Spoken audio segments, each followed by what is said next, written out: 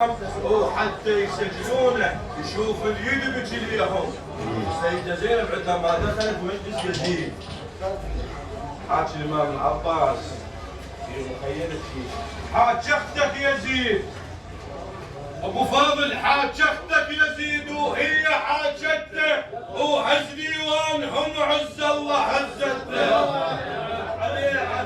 حاج أختك يزيد وهي حاجته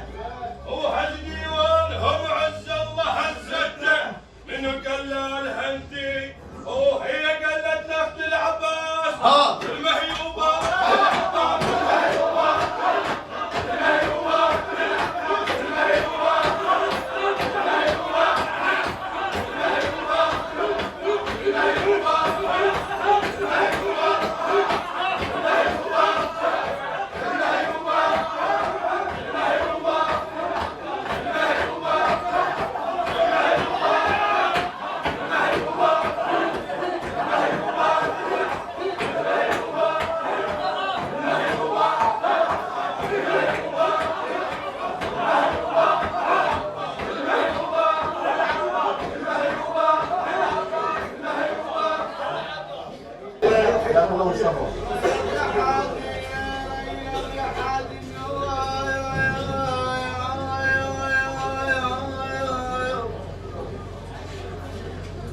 ريض يا حاد النواق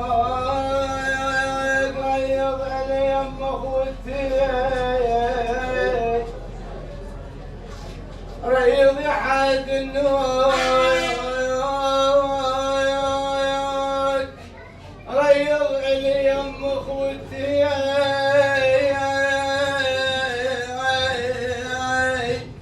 او يا حمر دعوت وادعوا يا حمر جد شوفتي سعدك معاك او يا هم اتودع عريد ومنهم اجدد شوفتي ورد اوصل الراعي العلم واحكي له عن مصيبتي ورد اوصل الراعي العلم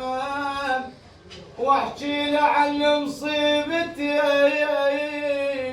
وردق له حرقوها الخيام ومن نسلبوا ناقتي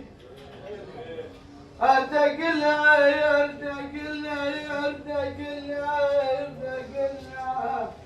ويحرقوها الخيام خيام ومن نسلبوا ناقتي ترضى يا عباس الشهيم الشمر يعدم عينتي تقول ترضى يا عباس الشهيم الشمر يعدم عينتي الصبر حالة زينب الصبر حالة زينب الصبر حالة زينب الصبر حالة زينب